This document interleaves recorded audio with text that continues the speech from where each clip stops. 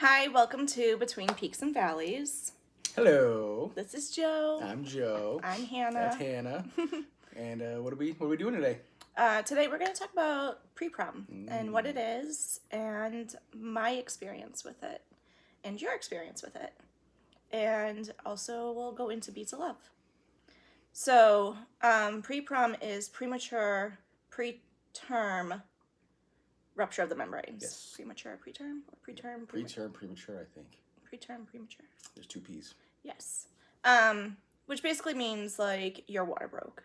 And some people it can be for a leak, and others like me it can be a full break. And the water broke at, I think there's a certain time 20 frame. No, it's anything before 37 weeks is preterm. Right. Yeah. Okay. So yes, there is a time frame. Right. Sorry. So for us it was 21 and 1 day. 21 weeks 1 day. Very early. Yes. So a little bit of what happened for me is I woke up and thought that, to be honest, that it was probably blood. No big deal, because I had dealt with that literally every other week. It wasn't until I stood up that I was like, oh God, like this could be bad. And then I was shockingly surprised that it wasn't blood when I was in the bathroom. I was like, wait, okay, this is a different concern now. Both are very big concerns, and both I would be going to the hospital and getting checked out. So I do want to say, like, don't take my stories as medical advice. Always concern your doctor, like reach out to them, talk to them, ask your questions to them. We are not medical people. We're just telling you about our experience. Mm-hmm. And this all happened at what, 5 a.m.? Yeah, like 5:45 in the morning, something like that, or 4:45, I think. It was early. I think we got to the hospital right around 7:30. No, I think it was earlier than that. No, because they were changing shifts, and I feel like they changed shifts at 8. Maybe. Which I was very, like, part of me was happy, because by the time I got to the hospital, they're changing out shifts, and that meant at least I'd be getting somebody for hours versus, like, a couple hours and then switching off and then retelling the same thing again. At least I had, like, a good 12 hours before I had to do that. But anyway, so we get to the hospital, they check me out, baby's doing good, but the chances of that being okay were pretty low. Yeah, it was like the scariest. They were glossing over how unbelievably stressed and scary the whole situation is. Yeah. And the whole ride in. Yeah, we were praying the whole time. Praying, crying, worrying, obviously, because it's very scary. We had no idea what pre-prom was. Yeah, I didn't know that that you could actually have your child still living in you past 24 hours after you water broke. Everything you hear about water breaking is that baby's coming right now. Yeah. And that's not the case in pre-prom. It definitely is when it's usually later in the pregnancy, but with pre-prom that's not always the case. It could happen. Could be the case, yeah. Don't rule that out, but thankfully with us, it didn't right then and there. Right. Not that our change... No, the result was still terrible. Yes. But she was a fighter. Sorry. It's okay. So we're at the hospital. And they told us all the different ways that we should probably terminate. Reasons. Not different ways, but reasons. And that was tough to hear. The last time that kind of happened was September, October. And so to hear that again was just like, no, like we've moved on like 2 to 3 months. And to think that the PPROM also happened about 2 weeks after our checkup where everything looked normal again. Oh yeah, everything was good. And so in my other video I did say that I think Arabella caused the pre-prom. And the reason I say that is because Arabella was, is it LUS pregnancy? Yeah. Yes. Low uterine segmented pregnancy. So she implanted just really low. She was right above my cervix. At first they thought she could have been a cervical pregnancy, which would have been ectopic cervical. They still considered her ectopic just because her location was not your typical spot. The reason I say that she caused it is because she was literally growing between my hip bones. And the whole pregnancy, she did not move. It wasn't until it was like 11 p.m. Yeah. the night before of my pre-prom that she moved. She moved up into my right side. We were very proud of her, and we were very happy. I remember we were rubbing the belly, so excited that she finally moved up and everything was going to be okay. It was great. And then like 6 hours later is when all that happened. So we're not sure, but maybe moving up did something. No one can really tell how or what happened or how it happened, but that's what we thought maybe what happened. I was so proud of her because that's what we've been waiting for, was for her to move up into the rest of the placenta and uterus, whatever you want to call it. I don't clearly I'm not a doctor. I don't even know my own self. Moved into the uterus, yes, Yes. moved up in the uterus. But yeah, we've been waiting for that, and we were so excited, like, unbelievably excited. This was a huge achievement for her, and exactly what we needed. And like Joe had said a couple weeks before, we were told we were in the good. So for that to happen, the excitement was even better. Yeah, like we thought that was another good sign. Yes, like I couldn't wait to text Joe's cousin in the morning because I wanted to share it with her. And then to have not even maybe 7 hours of that before she had literally moved right back down. It was like the rupture happened and then she was like, oh no, what did I do? And like literally went right back between my hips. And I feel like she was trying to plug it up, to be honest. Like she was trying to keep things from happening. And so I actually think her doing that is what got us an extra 9 days. Yeah. So in PPROM, usually within the first, well, I shouldn't say usually. No. There's so many cases, but within 24 hours, there's a good chance that you go into labor, and obviously it could be really bad depending on how far along you are. After 48 hours, your chances go up to continue. And the plan that we made then was, if she made it to 22 weeks, that we would come back. Or no, it was basically Christmas Eve or Christmas Day or something like that. We were planning on coming back in. Yeah. And basically living there because of the PPROM. 22 in 5 days. Yeah, one of the doctors came and basically said, spend time with your family, do the Christmas thing. If she's still in there and everything's moving around, then move in right after. It was really up to us. So between the pre-prom and me staying there, I went back for another visit. Pre-prom, I think, caused me to have really bad constipation. And I was too scared to try to push because, hello, my baby has no amniotic fluid. And I didn't want to rip open anything that was holding her in, like my cervix. I didn't want to put any stress on her. I was terrified. And that's when we met with a doctor that we had seen previously. And he said, just make the memories with your kids that you have right now. And another day or two is not going to not going to change anything if things are going okay. And things were going okay at that time. But yeah, so we were at the hospital and they gave us, again, hey, we don't think, at the time, she was not considered viable unless we could make it past. If we could make it to 22 weeks in 5 days, she would be considered viable. We made it to 22 weeks in 3 days.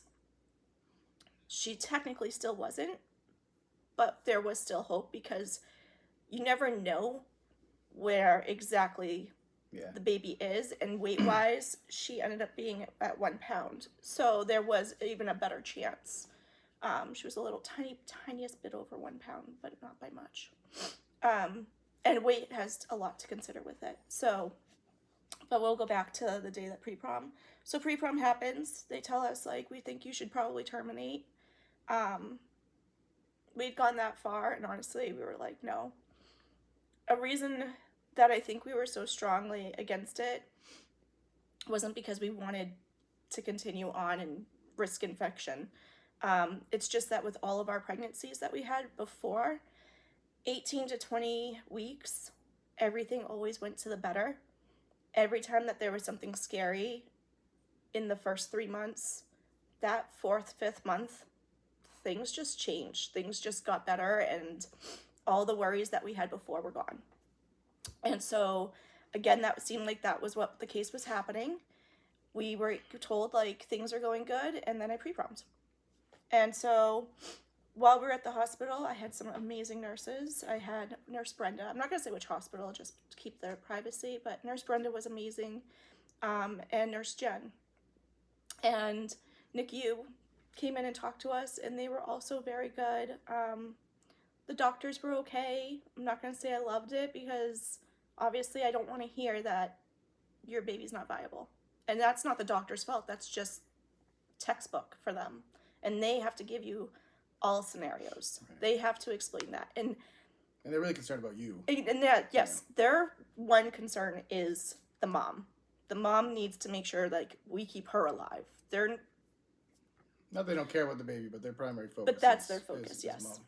But anyway, so we said we're gonna continue the pregnancy. We're gonna try our best, see what happens. The risk for infection goes up every day that you keep going, and the risk of the baby survival rate goes up at the same time. So it's not a great position to be in for a mom. But again, I do think that she stopped things from continuing. And to be honest, she was at the point where she could make her own amniotic fluid, which helped it so that she was constantly flushing out and never, not that it never made anything happen, but it helped to prevent infection. So she was doing a great job. She was doing what she could. And I appreciate her for that. And I love her. Do you want to talk about Beats of Love? Yes. So during all this very emotionally charged time, we're in the hospital. Obviously, emotions are high. We're crying a lot and praying a lot and just hoping and praying and constantly just trying to make sure everything will be okay. But during all of that, they offered a thing called Beats of Love, where they come in and they record the heartbeat, so you can have it just in case something happens, which at first was, we didn't want to think about anything other than having our baby be okay. So I actually said no. Yes, and then we talked a little bit more and we said, we should definitely do this just because what if, God forbid, something does happen? I actually we're wanted... gonna regret it. I wanted the bear for the kids. Yeah. Not for me. And speaking of the bear, here she is. They take the heartbeat and they put it into a little plastic heart that's inside of this right now. And they put it in a little bear and swaddled, because Madison swaddled her in some clothes that she was going to swaddle Arabella in. And then we named her Bearabella. Yes. After Arabella. Which is a funny story, because we had two names and we were both in a disagreement on which one should be first. And I was just very surprised when they said, "Do you have a name?" And I just looked at them like, I don't know what to answer here, because we haven't agreed to anything yet. And out comes Arabella Rowan. Yes, I wanted Rowan Arabella. She wanted Arabella Rowan. They asked. But I was going back and forth. Yeah, when they asked the name, I said Arabella. And I was shocked. I was like, "Whoa." And now we have Bearabella. Yes. So. You can hear it. You can actually hear her kick it too.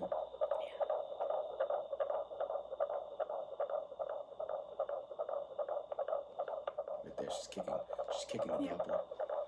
So, we get to have our heartbeat, and then they email it to you. It takes about 30 days to get that, and then you can save it. So they were having issues where people would accidentally delete it, and I am so happy that they came up with the technology to figure this out by the time it was for us, because not everybody got that. And in fact, when I mentioned Beats of Love, a lot of moms that I talk to that have had situations like this, they don't even know what it is. Yeah. So they haven't even gotten that option. So I really, really, truly appreciate our hospital for having it and for doing it. She has,